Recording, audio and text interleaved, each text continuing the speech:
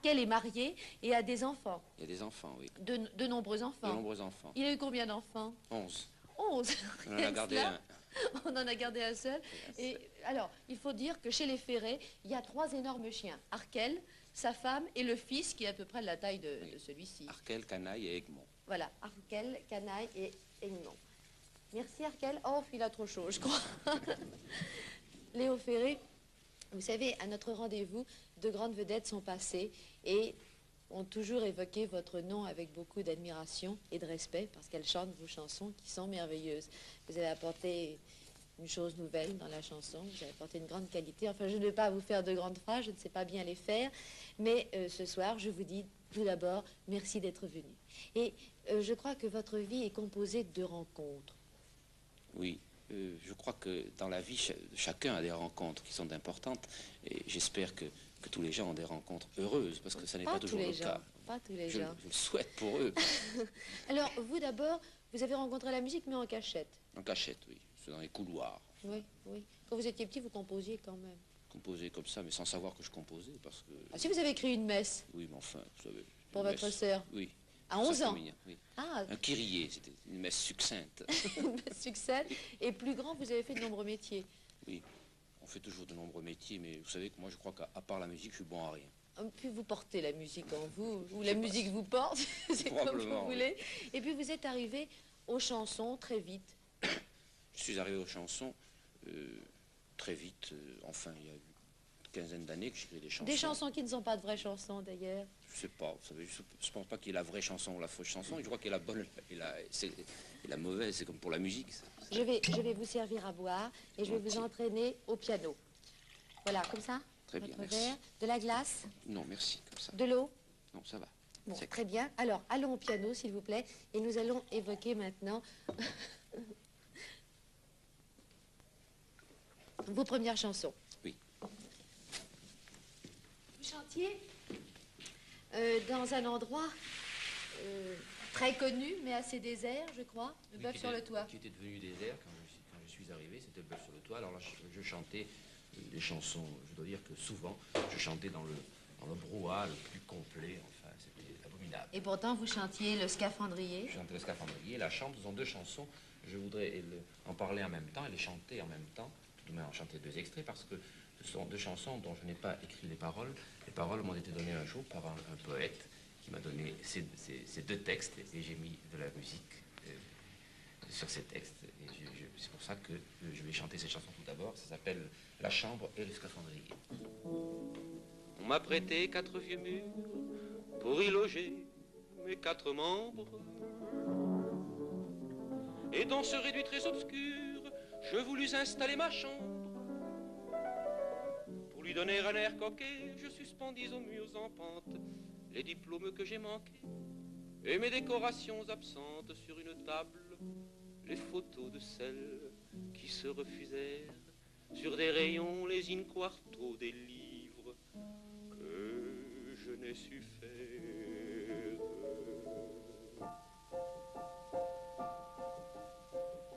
Mais ton habit scaphandrier descend dans les yeux de ma blonde. Que vois-tu, bon scaphandrier? Je vois un étrange attirail, des fleurs, des oiseaux, du corail et de l'or en fine paillettes.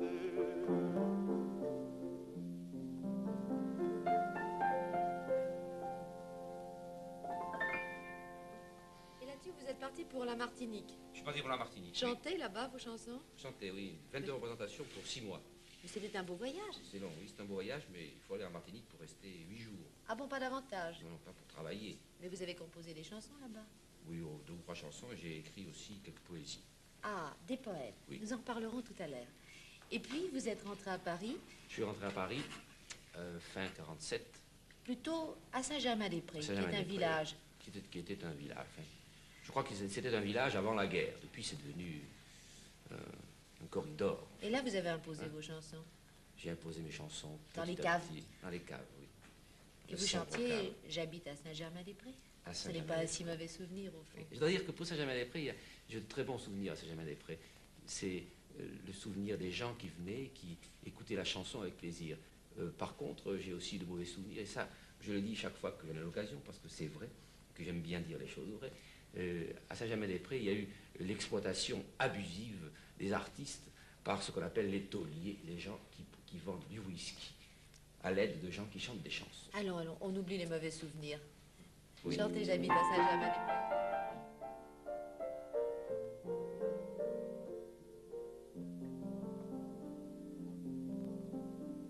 J'habite à Saint-Germain-des-Prés et chaque soir j'ai rendez-vous avec Verlaine. Ce vieux Pierrot n'a pas changé pour courir le Guilledou près de la Seine. Souvent on est flanqué d'Apollinaire qui s'en vient musarder chez nos misères. C'est bête, on voulait s'amuser, mais c'est raté.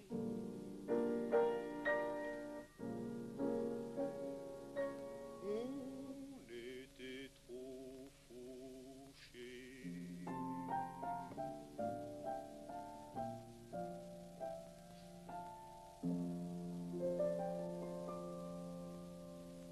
C'est parce que vous étiez un peu dégoûté de Saint-Germain-des-Prés que vous avez voulu partir pour le Havre en écrivant Les Amoureux du Havre. Non, je n'étais pas dégoûté de Saint-Germain-des-Prés. C'est à Saint-Germain-des-Prés que j'ai écrit Les Amoureux du Havre parce que on m'avait demandé cette chanson pour un film. Ce film a été tourné mais n'a pas utilisé la chanson. Non, mais la chanson est restée. Est restée, oui. Heureusement. Oui.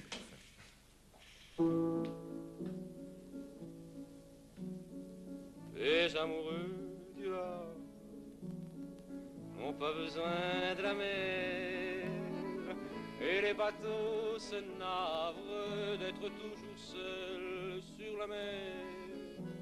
Je t'aime, tu m'aimes, on s'aimera jusqu'à la fin du monde, puisque la terre est ronde. Mon amour, t'en fais pas, mon amour, t'en fais pas. Vous écriviez Mon amour, t'en fais pas, mais vous étiez vraiment alors dégoûté de ce métier. Je n'avais pas d'amour, mais enfin, je faisais une chanson, il fallait que je fasse comme si. Oui, mais alors à ce moment-là, il y a eu la première rencontre. Oui, première grande rencontre de ma vie. Je suis rentré le 6 janvier 1950 dans un café. J'ai rencontré Madeleine et je ne l'ai plus quittée. Et Madeleine est devenue Madame Léo Ferré. Et Madeleine vous a dit d'écrire de la grande musique. Oui, elle m'a aidé. Elle vous a même dit d'écrire un oratorio. Oui, elle m'a aidé d'écrire un oratorio sur la chanson du mal-aimé, ce qui était une chose D'Apollinaire. terrible à faire. Enfin, elle m'a secouru parce que c'était abominablement difficile. J'ai mis 1 an à l'écrire et enfin, c'est grâce à elle, quoi, uniquement. Alors merci Madeleine. Merci. Et puis il y a une autre rencontre aussi, celle de Catherine Sauvage qui chantait vos chansons. Vous chantiez tous les deux dans le même cabaret à Oui. l'Arlequin. Nous avons fait plusieurs cabarets avec Catherine Sauvage, mais enfin, nous en avons fait un qui s'appelait L'Arlequin, et là, nous chantions à peu près le même tour de chant. Catherine ne voulait pas pardonner mes chansons. C'est et chic comme qu'on je- entendait vos chansons 2 fois. je passais avant elle, elle chantait quand même les chansons que j'avais déjà chantées. Oui. Et Catherine, j'ai beaucoup de tendresse pour elle parce que c'est la première qui a tout pris de moi, n'est-ce pas? Qui a sans aucune, comment dirais-je, sans me demander, sans me dire il faut changer ce mot, c'est pas possible, c'est pas commercial, pas, etc., etc. Non, Catherine a tout chanté et c'est une époque où c'était courageux de sa part. Voulez-vous chanter Vitrine? Oui. Parce que Vitrine a une histoire aussi. Des Cadillacs et des ombrelles, de l'albuplaste et des bretelles, de faux dollars, de vrais bijoux, il y en a vraiment pour tous les goûts. Des oraisons pour dentifrice, des chiens nourris qui parlent anglais, et les putains à l'exercice avec leurs yeux qui font des frais, des faux tableaux qui font la gueule, et puis des vrais qui leur en veulent. Des accordéons déployés qui soufflent un peu avant de gueuler, des filles en fleurs, des fleurs nouvelles, des illustrés à bonnes d'enfants, et des enfants qui font les belles devant des mecs bourrés d'argent.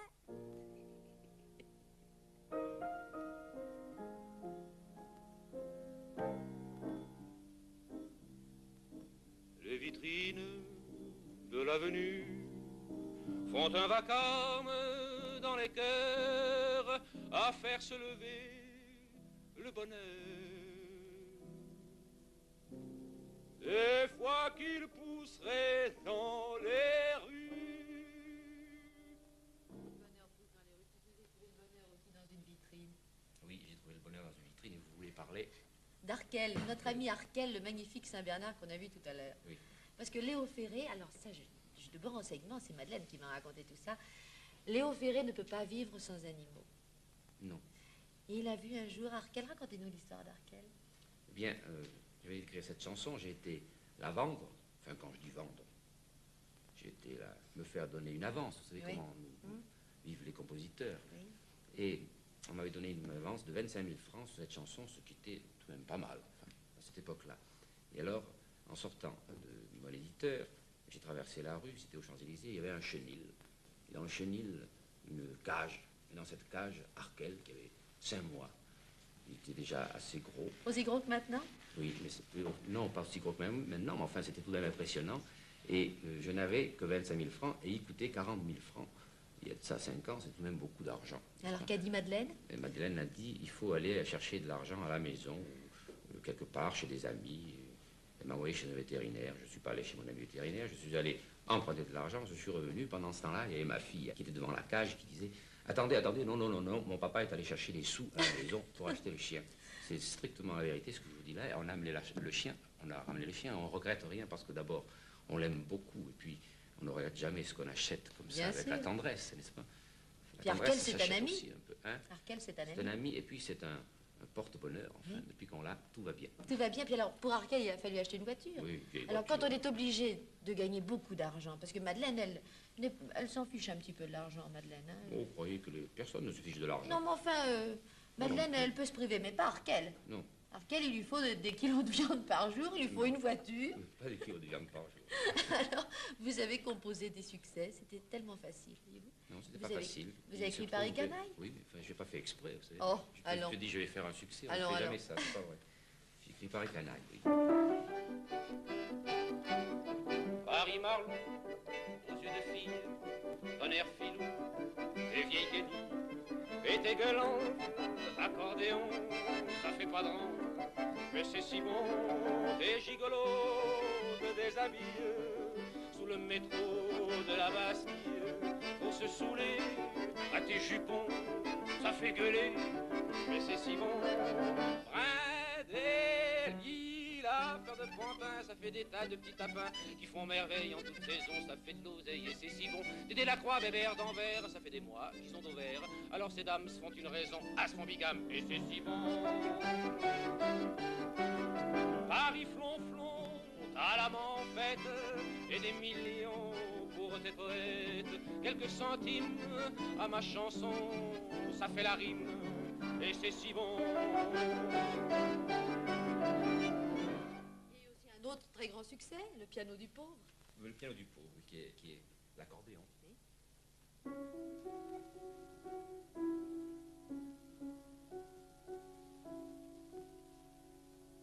Le piano du pauvre se noue autour du cou. La chanson guimauve, Toscanini s'en fout.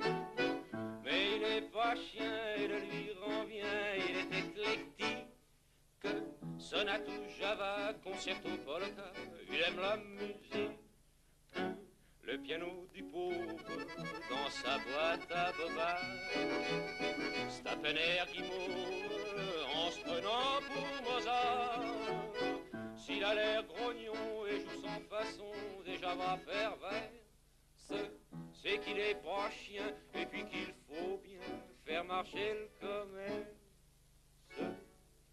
Merci Léo Ferré. Je voudrais dire que ce piano du pauvre, qui est l'accordéon, je me fais toujours accompagner par un ami à moi qui s'appelle Jean Cardon, qui est un accordéoniste de grand talent, il est là avec moi, il a joué ce soir. Je voudrais lui dire merci. Encore une heureuse rencontre. Oui. Ah, parlons encore d'une autre rencontre, celle du prince Régnier de Monaco. Oui, il est venu un soir dans un cabaret. Vous savez que le prince Régnier est un très gentil garçon et très simple, quoi qu'on en dise. Et il est venu un soir au cabaret m'écouter. Madeleine, le soir, me dit, tu devrais lui téléphoner pour essayer d'avoir un rendez-vous avec lui, lui proposer ta musique. Je lui ai téléphoné, il m'a reçu. Le lendemain, je suis allé avec une trentaine de kilos de musique qui m'avait été refusée par les comités de la radio. C'était l'oratorio, les 30 kilos? Oui, oui. Refusé par les comités de la radio. L'oratorio, il m'a dit, je viens demain l'écouter chez vous, au piano. Alors je lui ai donné quelques aperçus au piano. Je crois que ce soit difficile, il n'y a pas d'orchestre, rien du tout. Et il m'a dit, on le monte dans 2 ou 3 mois à Monaco, si vous voulez. On l'a monté. Avec la symphonie aussi? Avec une symphonie que j'ai été obligé d'écrire parce qu'il fallait faire tout un spectacle ferré, m'avait-il dit. La symphonie interrompue? Voilà. Et voilà, ce monsieur qui a conduit le grand orchestre de l'Opéra de Monaco est passé ensuite à l'Olympia en vedette américaine d'abord et en grande vedette ensuite. Vous aimez le music-hall? Ah oui, beaucoup. Passer sur une grande scène avec le vrai public? Oui, l'Olympia, c'est un music-hall très difficile parce que c'est une salle tout en longueur, mais c'est un métier extraordinaire parce qu'on se trouve seul sur une scène, il n'y a pas des gens qui boivent, qui fument, enfin, ils viennent pour écouter quelque chose et il faut se défendre. C'est un métier très noble, le music-hall. Alors là, il y a eu de nombreuses chansons. Il y a eu Merci mon Dieu, Mon petit voyou, il y a eu L'homme, il y a eu La rue, Oui. il y a eu Monsieur mon passé. Monsieur mon passé, je vais vous chanter. J'ai dans la tête un vieux banjo de 1925, un vieux banjo qui se grattait le dos en regardant Chaplin dans un cinoche où il y avait de la brebis qui s'effiloche dans les fouilles à samedi. Ce banjo-là donnait le la de 1925, mais ce là n'était plus là, il y avait même plus Chaplin dans le vieux ciné où je suis repassé comme les souvenirs qui valent rien dire, comme disait rien, le ciné muet qui est comme les chiens, mais qui causait. Monsieur, mon passé, voulez-vous passer? J'ai comme une envie d'oublier ma vie. Si j'avais à faire ma vie à l'envers, c'est vous, mon passé, qui me verriez passer. Il y avait aussi le flamenco de Paris. Le flamenco de Paris, que je vais vous chanter oui. au piano.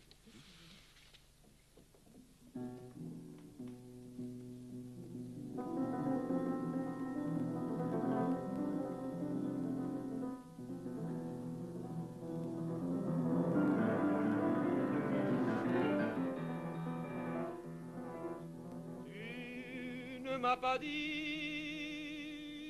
que les guitares de l'exil sonnaient parfois comme un clairon. Toi, mon ami l'espagnol de la rue de Madrid, rencontrer l'autre hiver une fleur sur les lèvres.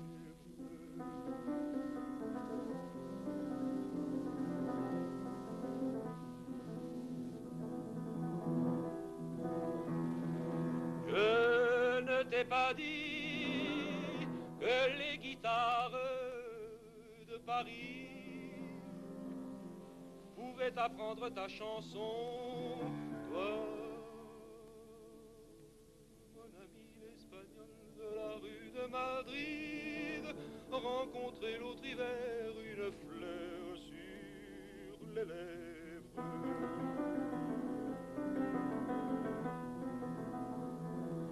Et puis tu es parti dans les rues de Paris et tu ne m'as rien dit.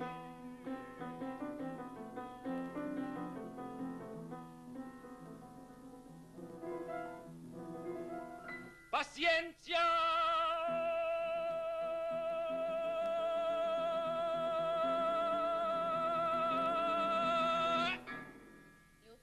Quelqu'un qui vous admirait depuis très longtemps, qui connaissait toutes vos chansons, qui connaissait certains de vos poèmes. Ce quelqu'un, c'est André Breton. Oui, on ne se connaissait pas. Depuis, on se connaît. Un jour, il m'a téléphoné. C'est devenu un ami tout de suite. Vous savez, l'ami qu'on attend, le vrai ami auquel on ne pense plus parce que il paraît que c'est rare. Enfin, pour moi, je l'ai trouvé. André Breton est un ami extraordinaire. C'est un homme comme il n'existe peu à notre époque. Et je suis très fier qu'il soit mon ami et d'être son ami. Est-ce lui qui vous a encouragé pour vos poèmes? Parce que je sais que vos poèmes vont bientôt... Oui, il en connaît pas mal. En fait, André a surtout encouragé Madeleine à les dire parce que Et Oui. il dit que Madeleine dit les vers d'une façon extraordinaire. Ça, je crois que c'est vrai, Mais d'ailleurs. bientôt, nous pourrons voir vos poèmes dans un recueil, je crois. Oui. Vous viendra Fin lecteur pour tous. Fin novembre. Fin novembre. Bon, Oui. très bien. Et je sais qu'il y a un de ces poèmes qui sera une chanson. Oui, C'est le Testament. le Testament. Alors nous allons maintenant demander à Madeleine de nous dire le Testament. Merci Madeleine. Merci. Il y a aussi de la poésie dans le temps du plastique. Oui, il y a de la poésie dans le temps du plastique, dans le béton. Une nouvelle La chanson de poésie Léo dans- Ferré. Vous savez qu'il y a eu le temps des lilas, le temps des cerises, une chanson extraordinaire, le temps de tas de choses, enfin. Et puis, nous vivons aujourd'hui le temps du plastique. Très important.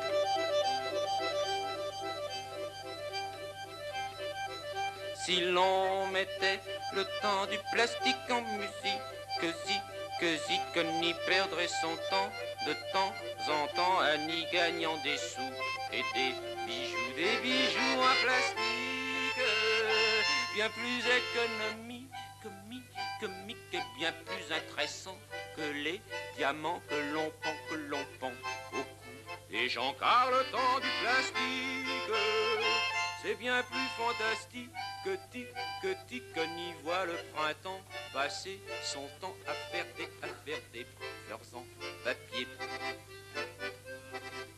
Si l'on mettait le temps des pin-up au pick-up et up, on y gagnerait son temps et son argent tout en y perdant niette, à part le chouette. Mais le chouette, il repeuple en virant en pick-up et up sans avoir à causer à ces pépés qui font pitié, car le temps des pin-up passera et puis up, ces pin-up que l'on pique et up sur les murs des maisons des cons. Si l'on mettait le temps des fanfares à la gare, regard, on y perdrait son temps de temps en temps, tout à n'y gagnant de quoi se faire bien la joie, car mieux vaut une guitare que les sonneries de la gloire, revoir et que les salons cossus, dodus, connus, où l'on se file les potins et le potin, car le temps des fanfares, ça s'en va d'un redard, on y voit des cadets, mi-quoi, crever comme tous les hommes. Si l'on mettait le temps des pin-up à la gare et les fanfares au plastique et puis on serait peinard, il n'est peut-être pas trop tard.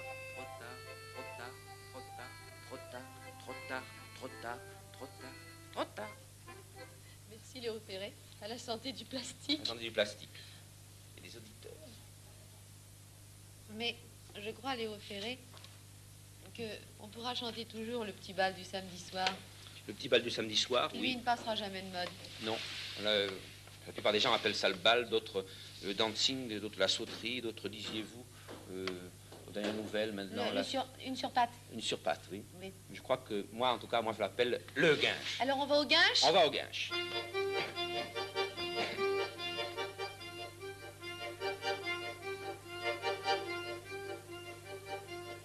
Souliers pointus, robe à carreaux, cœur vert volu, incognito.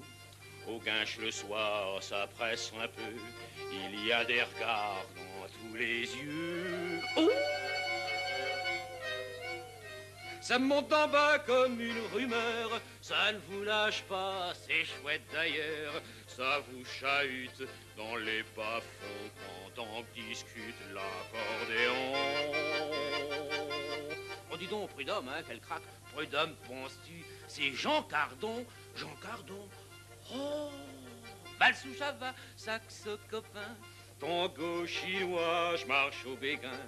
Qu'est-ce que ça fout, les trucs ricains? Bebop, je t'en fous, je me fais du bien.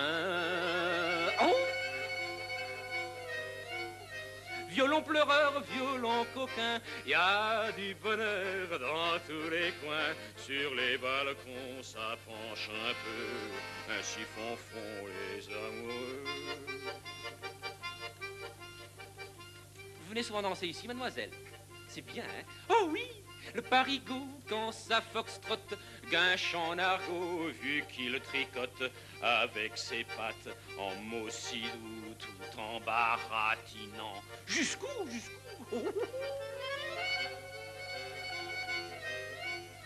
Ailleurs c'est vrai, on guinche aussi, mais pour dire vrai, le guinche à Paris se fout pas mal du cha-cha-cha. On va au bal pour tu sais quoi. Alors, oh non, demain soir je peux pas sortir. Gigoletta, un gigolo, c'est peut-être pour ça que papa Saxo se fait du mouron. Si dans le milieu ça change de ton, v'là qui se fait vieux. Oh là là là là là là là là là là. Le gage d'ailleurs, c'est pas que c'est fait pour les bêcheurs, mais cantonnier, faut faire fissa et se démerder avec ce qu'on a et puis gâcher. Souliers pointus, robe à carreaux, cœur vert moulu, incognito.